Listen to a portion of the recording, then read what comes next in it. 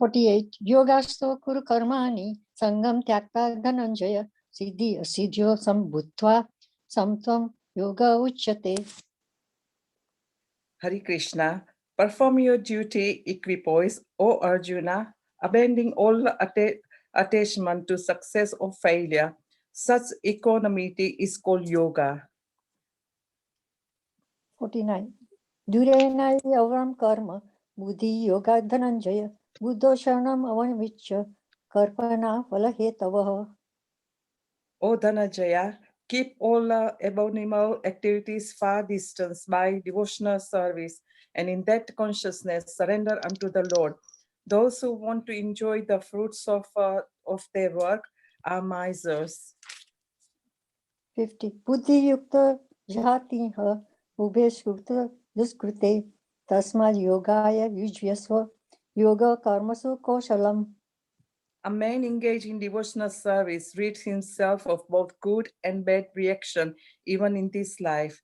Therefore, strive for yoga, which is the art of all work. 51. Karma jam buddhi yukta hi phalam tyakta manisinaha janma bandha vinimuktaha padam gachanti anamayam. By thus engaging in devotional service to the Lord, great sages or devotees free themselves from the result of work in the material world. In this way, they become free from the cycle of birth and death, and attain the state beyond all miseries by going back to Godhead. 52.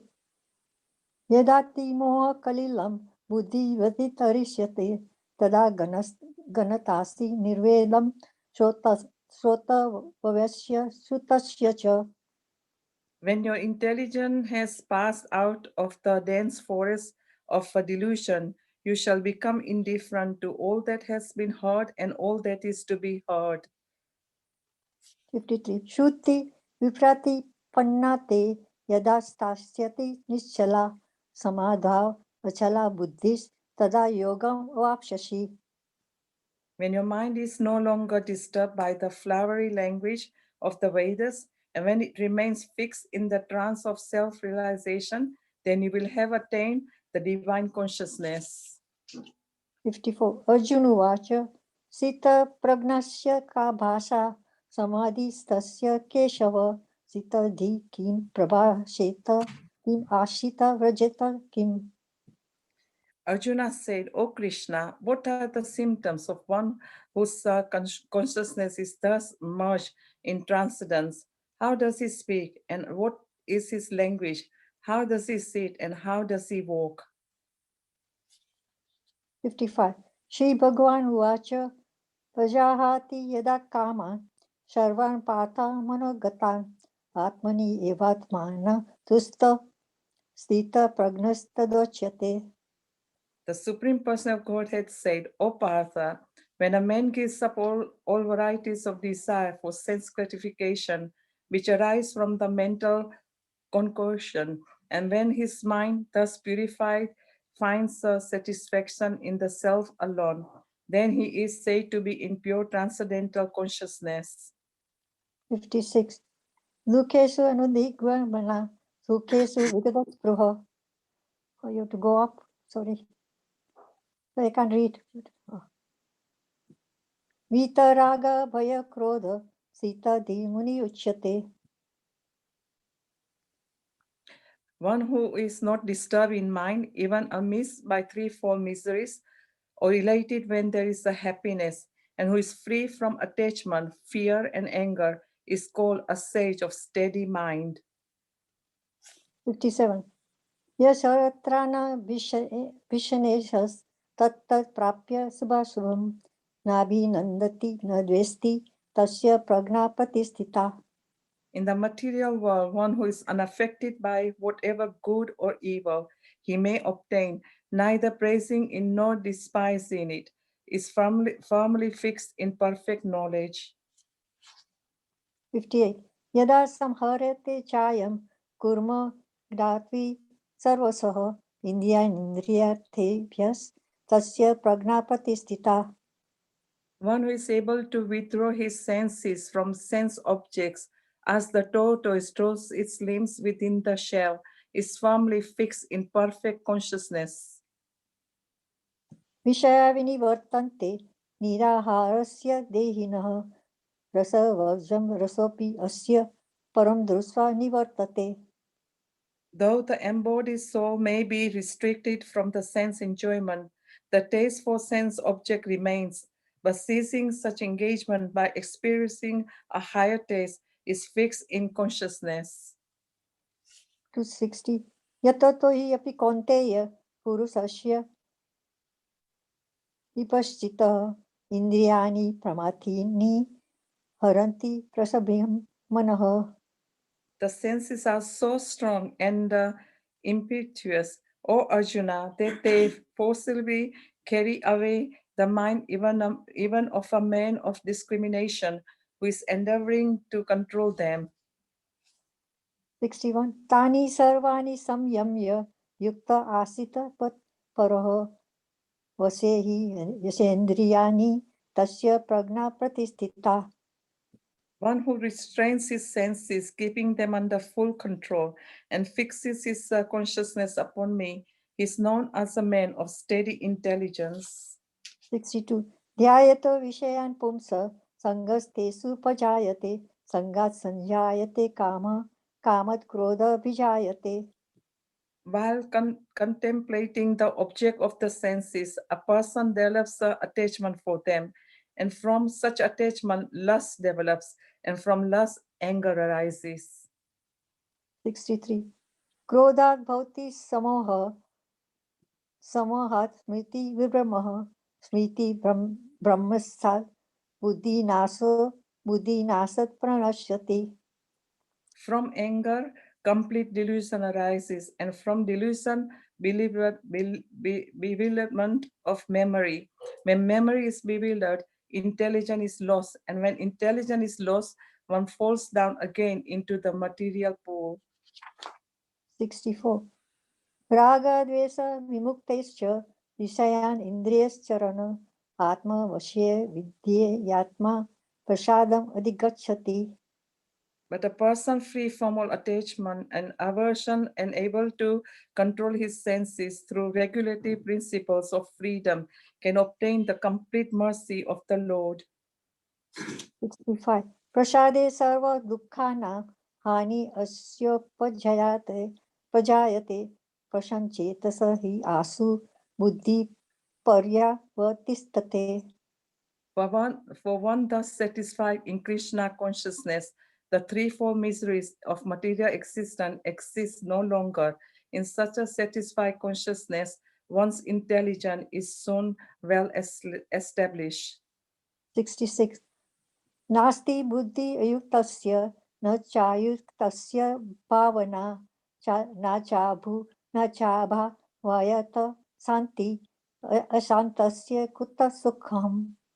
One who is not connected with the Supreme in Krishna consciousness can have neither transcendental intelligence nor a steady mind, without which there is no possibility of peace. And how can there be any happiness without peace? 67 इन्द्रियाणां हि चरतां यन्मनो no विधि मनो no विधीयते तदस्य हरति प्रज्ञां वायुनावं युवाम्भसि. As a strong wind sweeps away a boat on the water, even one of the roaming senses on which the mind focuses can carry away a man's intelligence. 68 तस्मात् यस्य महाभावो निग्रहितानि सर्वशः इन्द्रियाणि इन्द्रियार्थेभ्यस्तस्य प्रज्ञा प्रतिष्ठिता. Therefore, Almighty Arm, one whose senses are restrained from their objects, is certainly of steady intelligence.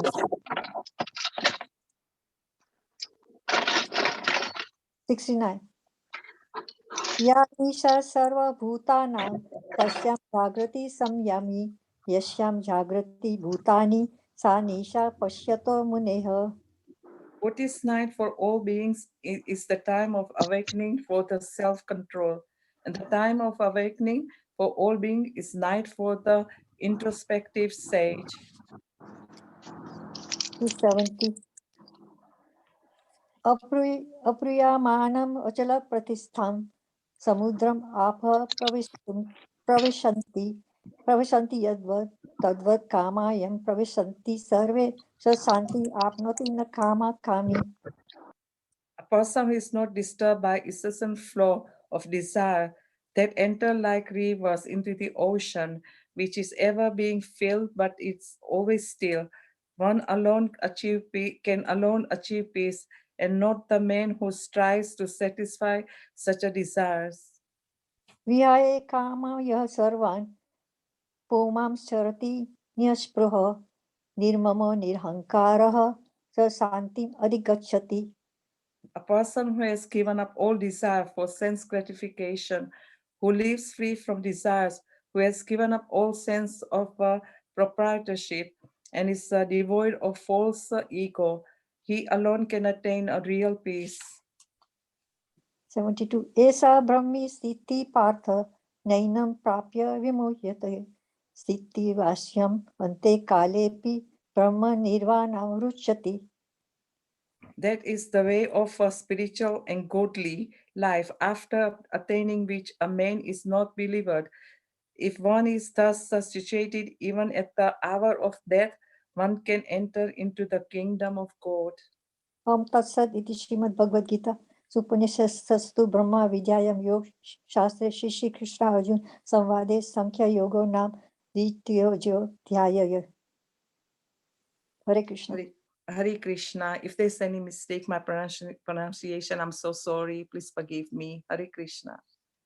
Hare Krishna. Thank you so much, Manmohini Gopi Mataji and Krishnangi Mataji, for a very wonderful recitation. Thank you very, very much. Hare Krishna. Hare Krishna.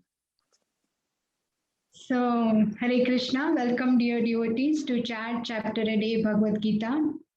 I seek your blessings as I try and summarize Chapter 2 today. So, I really need your blessings. Please give me your blessings. For my purification, I'll try and share something today. So, Bhagavad Gita as it is, chapter a day, summary of chapter 2, contents of the Gita summarized. This chapter is entitled Contents of the Gita Summarized because it describes the subject matters of Karma Yoga, Gnana Yoga, and it gives glimpses of Bhakti Yoga. These topics are discussed throughout the entire Bhagavad Gita. Is the screen visible to everyone, the link between two chapters? Yes, it is. Thank you. So the link between these two chapters is in previous chapter, Arjuna gave 4 reasons. And this made Dhritarashtra joyful and hopeful that the Pandavas will renounce the kingdom. But Sanjaya began speaking the first verse of this chapter, and he describes that how Krishna inspires Arjuna to fight. So there are 5 sections, as we know in this chapter, and each section we will try to summarize. The first section is 1 to 10 verses, where Arjuna's indecision is mentioned because this is the 5th argument he gives and tells Krishna why he would not fight. And finally, in 7th verse, he accepts Lord Krishna as his guru. So Lord Krishna chastises Arjuna for his false compassion, lamentation, and tears. Why? Because Arjuna is an Aryan, and this kind of behavior doesn't befit a prince, an Aryan, and it doesn't lead to higher planets. And Krishna says that it leads to infamy. Thus, we can see also in the 2nd verse of this chapter, Krishna is addressed as Shri Bhagavan Uvacha. Now, it's important to know here that why Bhagavan? Because Krishna possesses all the 6 opulences in full, namely wealth, wisdom, strength, fame, beauty, renunciation. And thus, Krishna is Supreme Personality of Godhead, and no one can excel him. And there are so many references and verses in Brahma Samhita, Srimad Bhagavatam, and many Vedic scriptures which confirms this. So Arjuna has given his further doubts that he cannot counterattack in battle these respectable superiors like Bhishma and Drona. I will just mute 1 minute. Sorry, I'm just trying to mute participants. Bear with me. Okay. So he says, how can I counterattack in battle my respectable superiors and acharyas like Drona and Bhishma? Better to live by begging, and I do not know which is better, conquering or being conquered.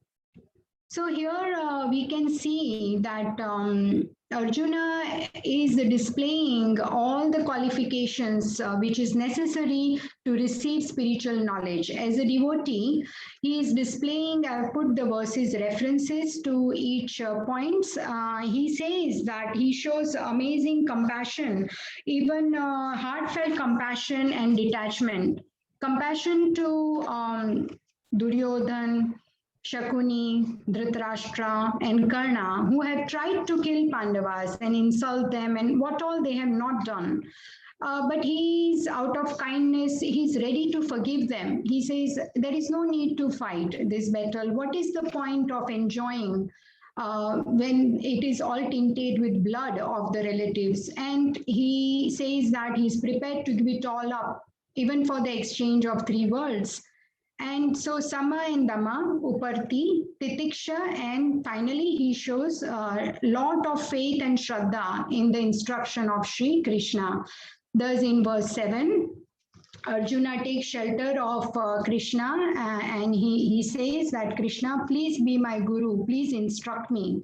There is a beautiful verse, Karpanya dosho pahata svabhava, pruchami tvam dharma samuda cheta, yashreyasyan nishchitam gruhitan me, shishyasteham sadhi mam tvam prapannam. So what he is saying, from this, what do we learn? The lesson is that one should take shelter of a bona fide guru, a spiritual master, who will enlighten one in spiritual knowledge, which solves the perplexities of our life. And thus, till now, we have seen that Krishna is Sakha. He is a friend to Arjuna. He is even a charioteer on the battlefield. But now he takes position of a guru, and Krishna will now make Arjuna manifest intelligence and accept his dharma to fight the war. And thereafter, so that is section 1 to 10. Arjuna takes shelter of Krishna as a guru, and Krishna smiles, and thus Krishna speaks. So very important section will start. Section 2 is Sankhya Yoga, or you can call it Gnana Yoga. And this is verses 11 to 30, which is analysis of body and soul, matter and spirit soul. So the gist of this section is that Krishna addresses the first concern that Arjuna had. And he said that he felt compassionate towards the fighters of both the parties. He did not want to kill them. So Lord Krishna instructs Arjuna to give up unnecessary lamentation by understanding that the spirit soul is eternal, material body is perishable. There is no need to lament for changing of bodies. And he encourages Arjuna to do his duty. And even in verse 2, there is this beautiful analogy that trying to save a man body is like trying to save a drowning man's dress. So this body is actually like how we wear clothes, which is the outer covering of this body. It covers like that gross body. Gross is something which we can see with our senses, and subtle is something which we can't see. We can't see mind, we can't see intelligence, we can't see soul. So this gross body is an outer covering of the soul. So the actual person is the soul. When Arjuna is lamenting, he is showing compassion on a material plane, but the real compassion is on the spiritual plane, like how Srila Prabhupada has enlightened so many people. So that is the real compassion when someone has on the soul, reminding them of the eternal relationship with the Lord, that we are the servant and our master is Lord Shri Krishna. And here there is a beautiful Srila Prabhupada asks this boy that he gives him something, and then he says, what is this? So the boy will say, this is my hand. He will say, what is this? He will say, it is my head. Then Srila Prabhupada will say, okay, so this hand is not you, this head is not you, but they belong to you. So who are you? Whom everything is belonging, these hands and legs. And so like that he was trying to explain this little boy, but it has such a deep message that when we say, oh, my mind cannot focus, so we know we are not this mind, we are not this body, but we are the spirit soul. So that is the gist, the main thing of this section was verses 11 to 30. And I tried to put it in one liner, all the verses, and it's beautifully in this section, Krishna is giving intellectual, analytical knowledge of soul and body. He gives various qualities of soul. For example, soul is permanent, it is eternal, it is inexhaustible, it's indestructible, it is immutable. Various qualities like in 2.23, all these things are explained, that it cannot be cut by weapon, cannot be burned by fire, nor moistened by water, nor withered by wind or tornado, cannot be dried. Soul is eternal. And there is a beautiful analogy in verse 22 that changing bodies is like changing dresses. The verse is very beautiful. Vasam sijinani yatha vihaya navani gruhanati navani denaro parani tatha sharirani navan tatha sharirani vihaya jinanyanyani samyati navani dehi. As a person puts on new garments, giving up old ones, the soul similarly accepts new material bodies, giving up the old and useless ones. So here we can see that according to soul's past karmas and desires in this life, soul accepts new material body, and that happens even by the grace of the Lord. So giving up old and useless ones, once the tenure is finished in this body, we give it up. And the cause of changing body is because we are forgetful of our relationship with the Lord. Jivera Swarup Hoy, Krishnera Nitya Das. We are servant and Krishna is our master.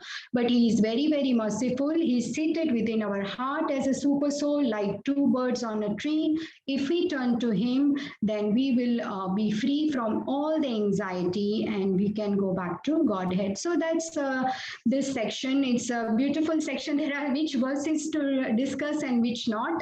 All the 11 to 30 verses are just so beautiful and so much to learn from them. And this is a birth and death cycle. And thus Krishna says that change of body is natural, hence tolerate the temporary dualities of heat and cold, joy and sorrow, and these too shall pass. So, and verse 27 is also very important. It says, Jatasya hi dhruvo mrityur dhruvam janma mritasya cha tasmad apariharyarthe natvam sochitum arhasi.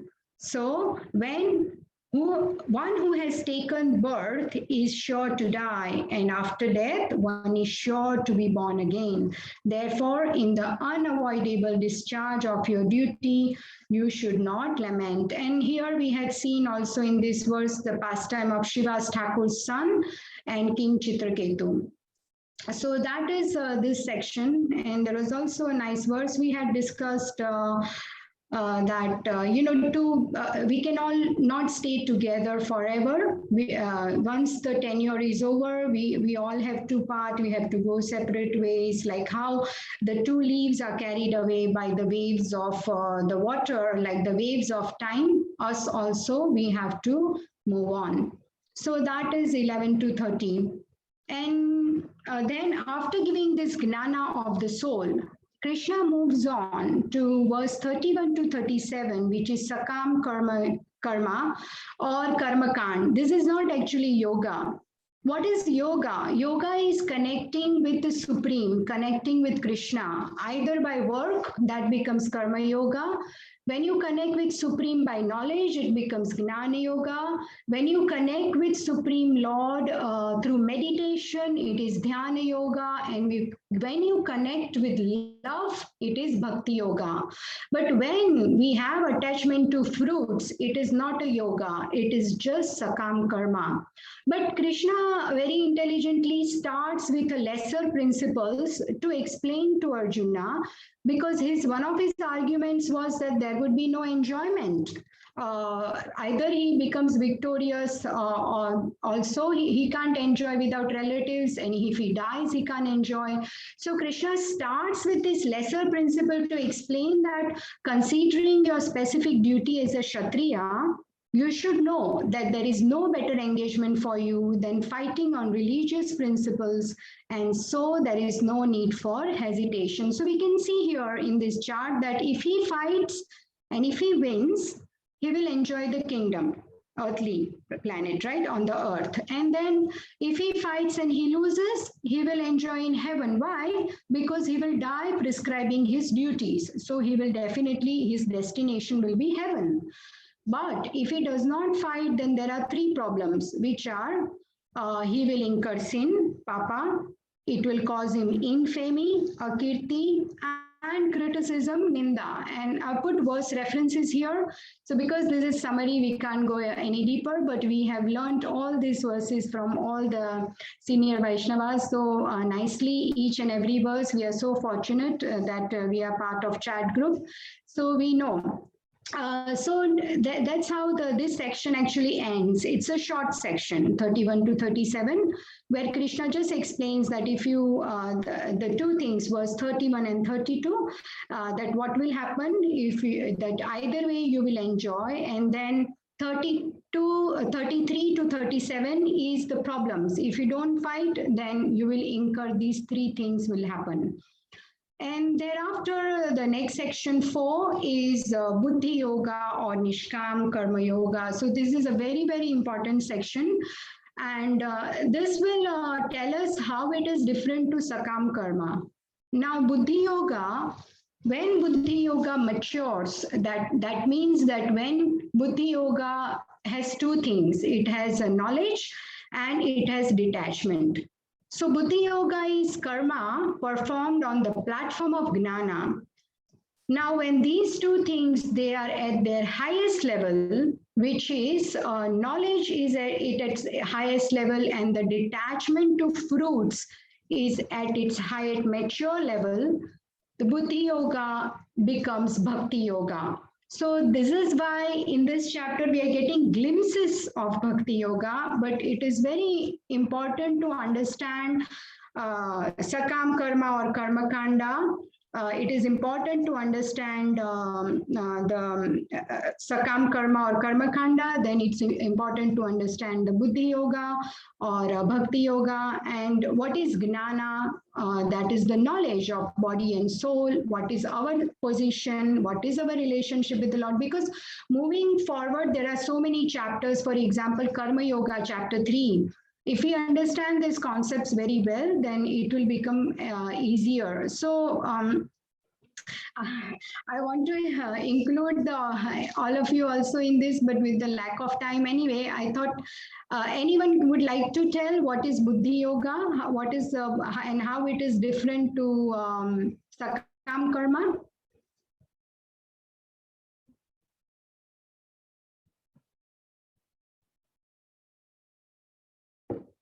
What is the Hare Krishna Mataji.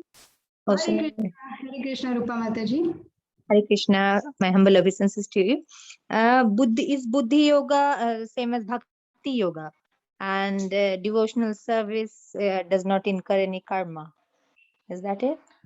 Yes, Mataji. So, okay, so my question is, why would devotional service not incur karma? In the sense, it won't give you reaction, right? That's what you mean. You won't be bound by modes.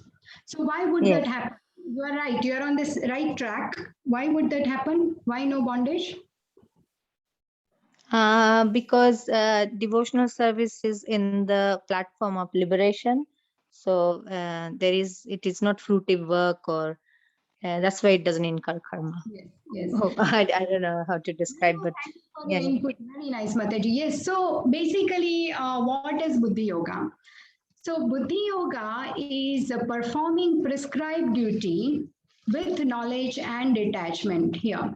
With knowledge and detachment as an offering to the Lord. And what is that knowledge? That knowledge is what we just, Krishna explained in verses 11 to 13. Soul is eternal, body is temporary. Our relationship with the Lord is that He is our master, we are His servant. So that knowledge will help, if we work with that knowledge in mind every time, but we do prescribe duty, whatever, like Varna and Ashrama, what is our Swadharma, if we do that Dharma with that knowledge and with detachment, as an offering to the Lord, detachment to the results, because we are accepting that Krishna is the supreme controller at this stage. That is why we are not that is why we are not attached to the results. Because it's in Krishna's hand, so we have accepted his authority and his superiority. And thus, with that knowledge and detachment, when we do our prescribed duty as an offering to the Lord, it does not cause any bondage, and thus it does not have reactions, because we've seen in this section in the verses that Krishna says that rise above even goodness, because goodness also binds you. One in goodness is bound by pride. Hence, rise above this, and the only way it is possible is by bhakti yoga. We will see why is that. Let me move the slides if I can. Okay, 1 minute. Only by bhakti yoga this is possible, which is why, because bhakti yoga, it helps us to come to the platform of achala buddhi. Achala buddhi is unflinching intelligence. When the mind is no longer disturbed by the flowery words of the Vedas that can give us allurements of, Bhoga Aishwarya Prasaktanam. So Bhoga and Aishwarya, these two things, they bind us because we want sense enjoyment and we want opulence. As long as we want this, we will do what the Vedas are saying, which is like Vedvadarata, right?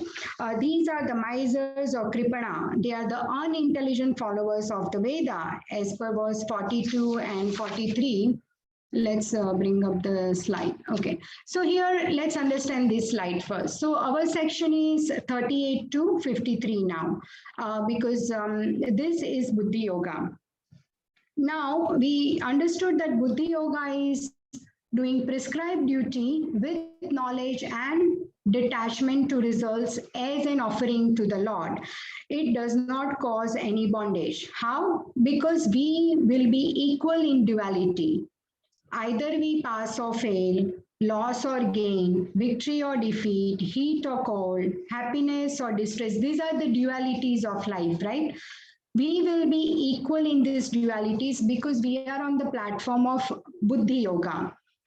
Now, what happens is by doing our duty responsibly, we will do our best. For example, student who is giving an exam, what's in their hand is to do their best. Without worrying about the result, because it's in Krishna's hand. So they are not attached to the results. Krishna is the ultimate controller. And then in verse 40, it says that work done as an offering to Supreme Lord, it has no loss in this yoga, and there no loss, no diminution. And there was the example of Ajamil given. Verse 41 explained about do your duty with Vyavasayatmika Buddhi. What is Vyavasayatmika Buddhi? It is one pointed focus as opposed to many branched. And there we had given the example of lots of things like on internet, right? For example, somebody is chanting and then the one side the mobile is going and then it is making that sound of what all is there. Facebook, WhatsApp is there, Twitter is there, many things are there, right? So that is just one example that one who is in Vyavasayatmika Buddhi is chanting, means chanting the holy names, is not going to look at the other distractions. But as opposed to that, there are some unintelligent followers of Veda who are getting misguided by the flowery words of this Veda, which recommends doing certain things for fruitive results. For example, it could give you elevation to heaven or good birth, power, fame. And these things, they aim at bhoga and aishwarya, sense, enjoyment, and material opulence. And these two are the obstacles for one-pointed focus. So the two obstacles of vyavasayatmika buddhi is bhoga and aishwarya. And there was this material example of the student, but this can be also applied to spiritual life. And that is the goal of this section actually, that how one can move closer to bhakti yoga by performing buddhi yoga. And when one is in such a pure spiritual state, he becomes free from dualities, and thus he becomes free from anxiety because he has left the results to Krishna. For one moment also, if we think that, okay, today I have this this activity or this thing I have to really perform, I will do my best and I'll put in on all my work with having a lot of faith in Krishna, that Krishna will give me the intelligence, and then the result is in Krishna's hand, fine. So then all of a sudden all the anxiety goes. And naturally what happens is you do perform well. And that is the side effect of having unflinching faith in Krishna. So that is the whole point of buddhi yoga. Do your best, do your prescribed duty with the knowledge and detachment, and leave the rest to result in Krishna's hand. Thus you will not be bound, and you will see that how naturally you will get success in what you are doing. Although that is not your goal, you are going to be equal in duality. Remember, in this yoga, you are also equal in dualities no matter what happens. So the purpose of Vedas in verse 46 is also explained. What is the main purpose? One purpose behind studying all the Vedas is self-realization. Who am I? What is my relationship with Lord? And Lord is supreme. That is the most important part. So thereafter, Krishna also goes on to explain, we remain equal in dualities and avoid all the reject abominable actions. And the benefits of acting in buddhi yoga, there are 4 benefits, which is from verse 50 to 53. No reactions, no birth and death cycle, indifference to Vedas, no delusion. You become neutral to knowing fruits of action, and you gain fixed intelligence, which is achala buddhi, trance or samadhi. And the another name given to this, it is all the same, by the way. So one should not get confused. Divine consciousness, jivan mukta, achala buddhi, fixed intelligence. These are all the same thing. So that's what are the benefits of acting in buddhi yoga. And here we can see that this family is trying to nicely practice this buddhi yoga. So in bhakti yoga, a person who is very firm is a devotee of the Lord, and one who is trying to practice bhakti yoga, he is called a sadhaka. So in the verse 48, Krishna tells Arjuna that give up all attachment to results, be equal to success and failure, concentrate your mind upon Supreme, and by controlling the ever-disturbing senses, thus Krishna tells Arjuna that you fight and do your duty. And this is the direct dictation from Lord. Hence, Arjuna must follow this without worrying about the results. And this is also just a few characteristics I put here of buddhi yoga. You have the right to work. You have no control over results. Work as an offering to God. So work sincerely with no undue expectations. So that is buddhi yoga. And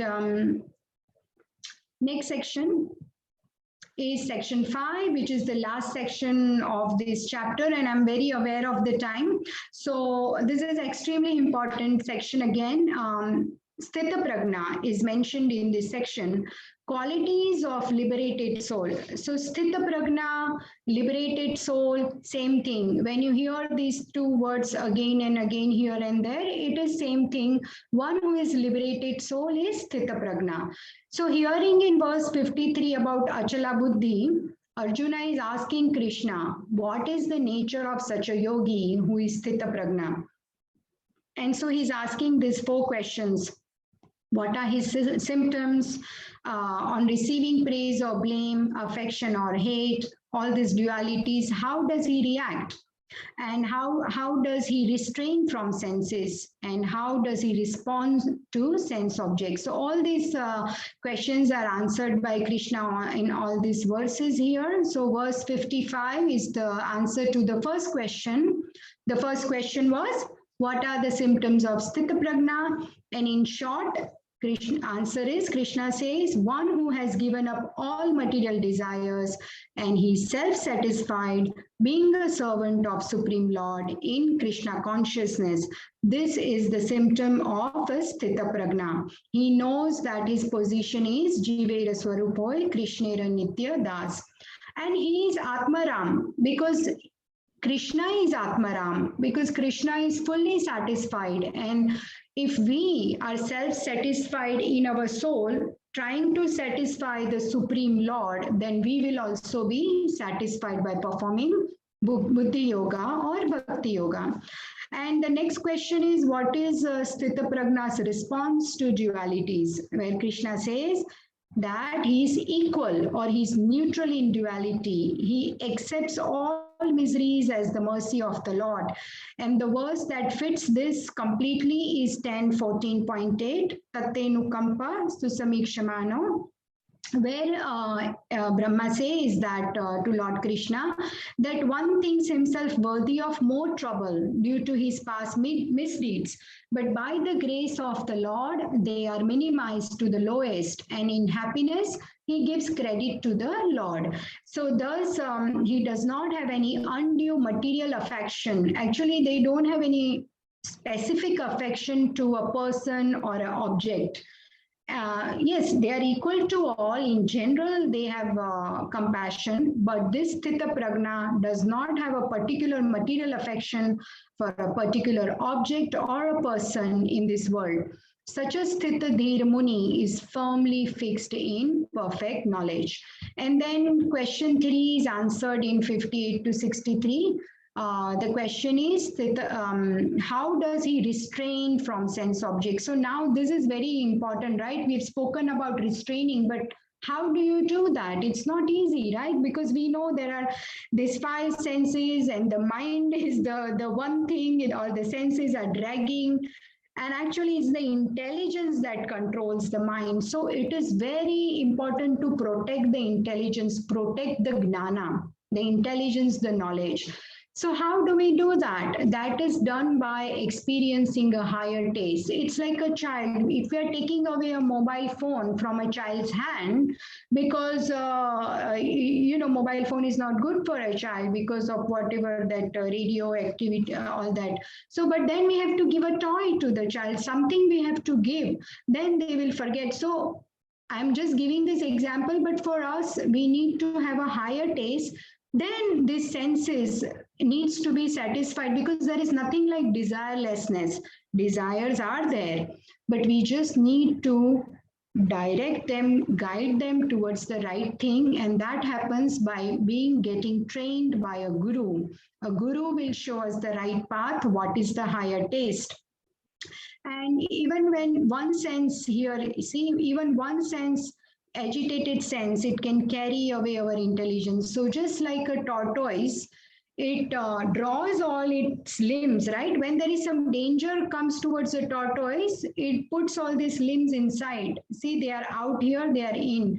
Like that, a Sthita Prajna, when they will see something abominable things happening or bad things that will distract their senses, they will completely withdraw all their senses. By a higher taste, this is possible. By taking shelter of Guru, this is possible. And such a Sthita Prajna is rare because he carefully protects his gnana from the senses like a treasure. Because we can see even a gnani, He can fall down at any time. And there are so many examples also, Vishwamitra Muni, Sage, Saubhari Muni. So any method basically for sense control is futile, is it says in this verse, unless one takes shelter of Krishna by process of bhakti yoga, and a sadhaka is a person who is attempting to do so. The best example in Srimad Bhagavatam is given of Amrish Maharaj. He was not only in a higher taste, but he was in the highest taste in Bhakti Yoga. We know, I will not repeat the verses here, and we know how he uses all his senses in serving the Lord, worshipping the Lord. Then 62 and 63, these 8 stages are mentioned, how one can fall down. Contemplation leads to attachment, to lust, to anger, delusion, bewilderment of memory. When that is lost, intelligence lost, and one falls down into the material ocean. And Srila Prabhupada also gives example of Haridas Thakur in these verses, that he was not distracted by a prostitute, but again he engages her in chanting the holy names of Lord Hari. So only by bhakti one can control the senses. And if you get a time, you can read this beautiful verse in 4:20 to 39, where it's explained that how the desires for fruitive results will be uprooted completely, not only removed but uprooted, and that is only possible by bhakti. So engage the sense objects in Krishna's seva and accept the Mahaprasad, which causes no bondage.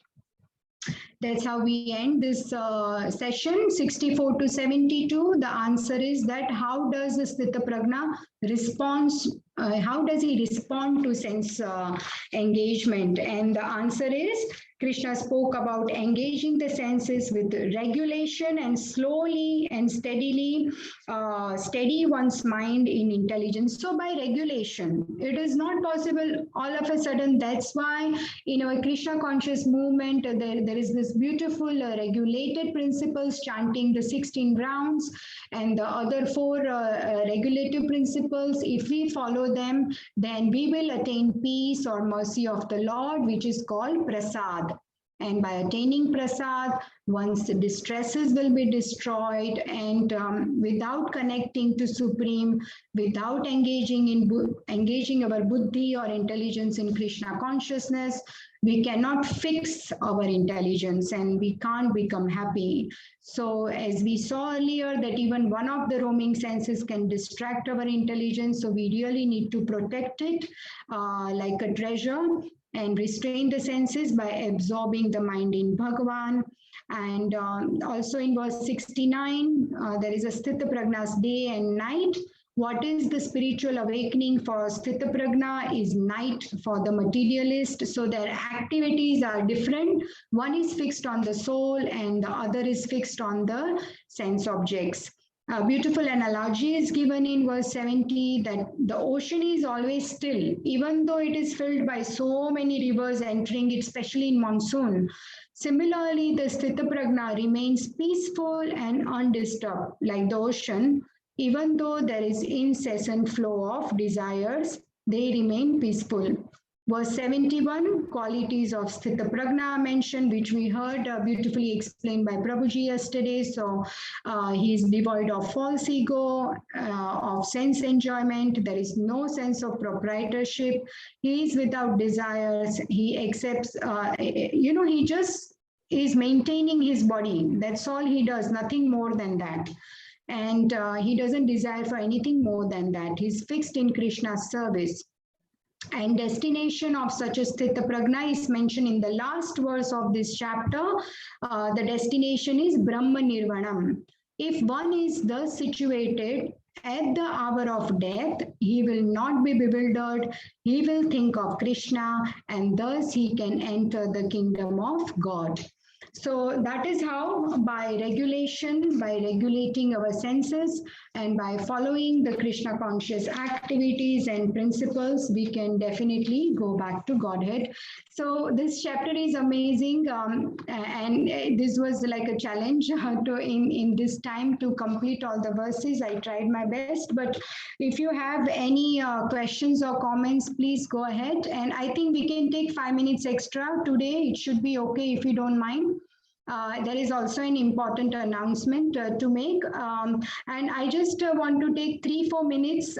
If you can just pay attention and listen to the summary that I have wrote down, it will only literally take 3 or 4 minutes.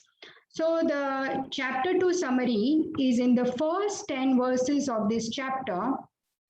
Arjuna expresses his further doubts and confusions and his indecisive nature, and he accepted Krishna as his spiritual master. He says, "Teach me, Krishna, I am bewildered in my duty." Then second section, Krishna says in 11th to 30th verses, he describes the science of soul, Gnana or Sankhya Yoga, which is intellectual, analytical knowledge of soul and body, and he gives various qualities of soul. Soul is permanent and eternal, and body is perishable. Hence, do not lament for the changing of bodies. Do your duty, fight. Next 7 verses, 31 to 37, Krishna spoke about Sakam Karma, performing one's prescribed duty for enjoyment. In Arjuna's case, if he fights and wins the battle, he will enjoy earthly kingdom. If he dies in battle, he will go to heaven and enjoy there. Whether loss or gain, he will get enjoyment. If he does not do his duty, he will get sin, infamy, and criticism. Next section, 38 to 53 verses are Nishkam Karma Yoga or Buddhi Yoga, and many of the verses in this section explains Bhakti Yoga also. So what is Buddhi Yoga? Doing one's prescribed duty with knowledge and detachment to fruitive result as an offering to Supreme. And thus he is liberated, and Krishna also gives the benefits of Buddhi Yoga at the end of that section. In 54 to 72 verses, this section, what are the symptoms of a person who is in Buddhi Yoga or in Achala Buddhi or who is a Sthita Prajna? Arjuna asks 4 questions. So these questions are: what are his symptoms? How does he respond to dualities? How does he restrain his senses? How does he engage his senses?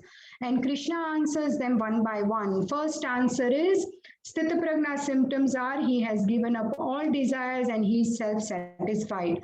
Second answer is he is in a neutral state in dualities. Equanimity is his response to dualities. Answer 3 is Sthita Prajna restrains his senses like a tortoise, but he does it by cultivating a higher taste and becoming Matpara, by becoming a dedicated servant of Krishna, by engaging one's senses in Krishna consciousness. And Krishna spoke about 8 stages of fall down if one's mind is uncontrolled.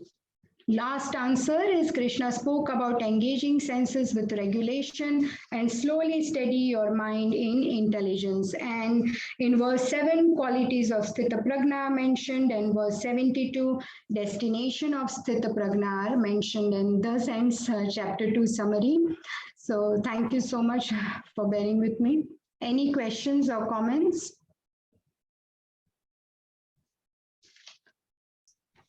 Hare Krishna, Mataji. Yes, Hare Krishna, Mataji. My question is of karma, which is whatever we do without attachment and offering it to Krishna. Does the activities of the Buddhi Yoga are counted towards akarma? Akarma, vikarma, and okay. Karma, right. Buddhi Yoga is you are doing karma in Buddhi Yoga. So Buddhi Yoga is performing your prescribed duty with knowledge and detachment as an offering to the Lord.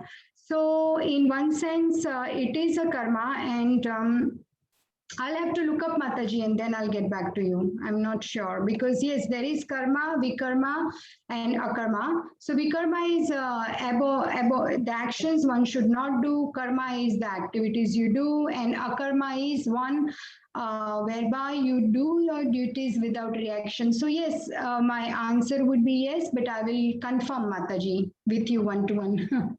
Okay, that's fine. Hare Krishna. Hare Krishna. Mataji, I think akarma and nishkam karma are the same because both don't Yes. have Yes. any result because you're doing it for Krishna, to please Krishna. Oh, brilliant. Thank you so much, Rupa Mataji and Palika Mataji. Yes. So, yes, Puja Mataji, you got the confirmation that akarma is Nishkam karma. So, there is no reaction to work there. Is that okay, Puja Mataji? Yes, yeah. Yes, Mataji. Thank you so much. And there is one hand is raised. Someone want Partha Sarathi. Yeah, Hare Yes. Krishna Mataji. Hare Krishna Mataji. Hare Krishna Prabhuji. I'm sorry if I confuse you with my question, but actually I wanted to ask you this. Like, I have one devotee friend, and it's a she actually, and she is having problem with her husband, who is a non-devotee. He is materialistic, and he keeps troubling her all the time. But they have 2 kids, and she has raised those kids so nicely. And so she asked me a question today that when we are reading these slokas from Bhagavad Gita, she's asking me how much I need to tolerate, how long I need to tolerate. I keep on tolerating this with a lot of patience. I keep adjusting to all the blaming games that happen at home. But how long I need to tolerate this? Because she has to give the care to the kids until they grow up, they become independent. So she was asking me, as I could not understand, I could not answer her like what should be the right answer for such thing. Can you please advise Mataji on that? Hare Krishna Prabhuji. So, yes, your question is very, very important. I understand the gravity of it, the sincerity and the seriousness of your question. So, this is actually quite personal, Prabhuji. So, what I would suggest is that if this Mataji or even yourself, if you can one-to-one talk to our senior devotees of our chat group, there is Vrindan Chandra Prabhuji there, Mukund Hari Prabhuji is there, Divya Nam Prabhuji is there, Madhu Kumari Mataji is there. They will definitely guide this Mataji. And because it's a personal question, it would be really nice if you can, in confidence, talk to these Prabhus and this Mataji can come forward and take some guidance, Prabhuji. So that would be very good. But yes, you are right. I mean, the way that Bhagavad Gita says that a devotee is kind, a devotee is compassionate, but a devotee should not let someone take advantage of them. Because a devotee is smart also, right? A devotee is smart, devotee is intelligent. So I would say that there is always certain limits and boundaries, what one can according to one's threshold. And as there is the children also involved here, it is very important that if you can please take a one-to-one guidance, Prabhuji, with senior devotees. Is it okay, Prabhuji? Does that help?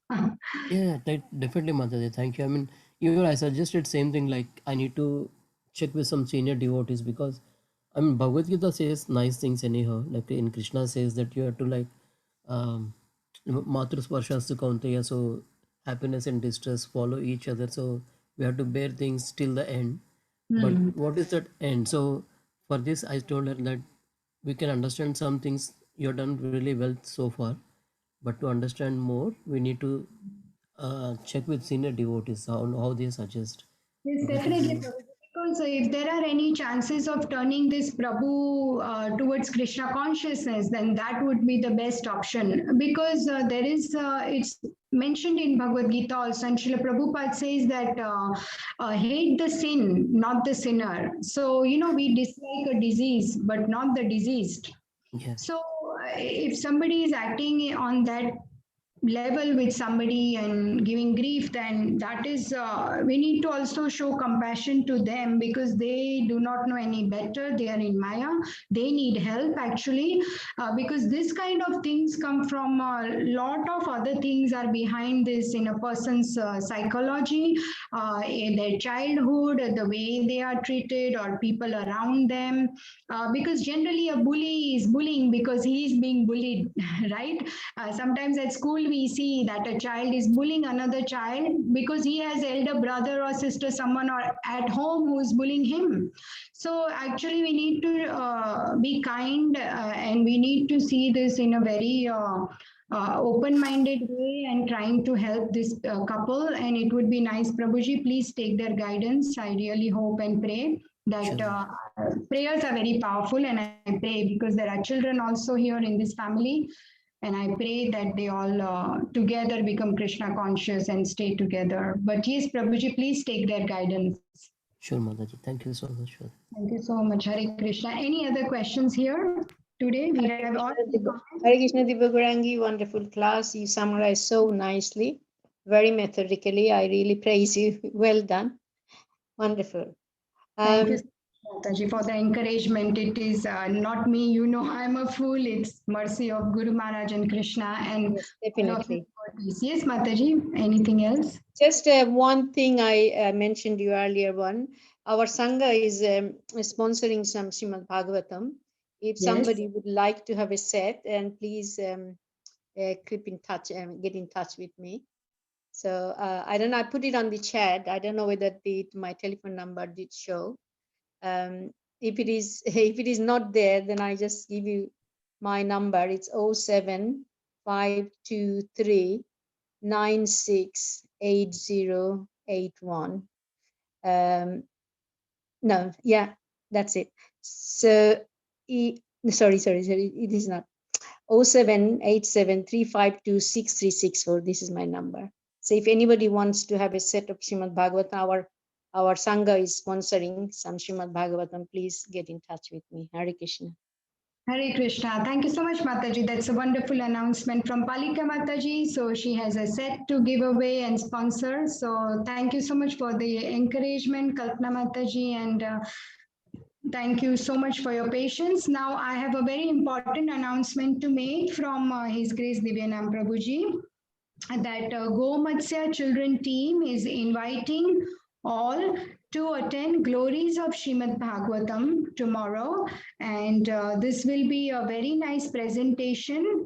And they are presenting Srimad Bhagavatam to 3 families tomorrow, and they also want to invite their friends, then they can do so.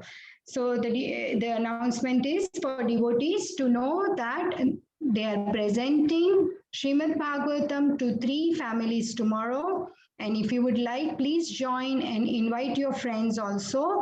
The Zoom details will be shared in the group. I will share after the class is over. There is a Zoom detail, and it is at 9:30 a.m. tomorrow. London time, Saturday, 4th September. Glories of Srimad Bhagavatam is the topic. So please be there and also invite friends and family to attend. So even everyone can get inspired and take advantage of Srimad Bhagavatam. So we will conclude the class here if there are no more questions or comments, because it's already time. Thank you so much, dear devotees, for your kind messages. And we will conclude. Thank you so much for dedicatedly coming to chat session. And we conclude by Vaishnava Pranams. Srimad Bhagavad Gita ki jai, Shri Prabhupada ki jai, all the assembled devotees ki jai, Vancha Kalpatarubhyascha, Kripa Sindhubhyavacha, Patitanam Pavanebhyo Vaishnavebhyo Namo Namaha. Thank you, Mataji. Nice class. Thank you. Mataji, Hare Krishna. Hare Krishna. Thank you, Mataji. Hare Krishna, everyone. Hare Thank you Krishna. so much. Hare Krishna. Hare Krishna. Thank you. Hare Krishna. Thank you. Hare Krishna.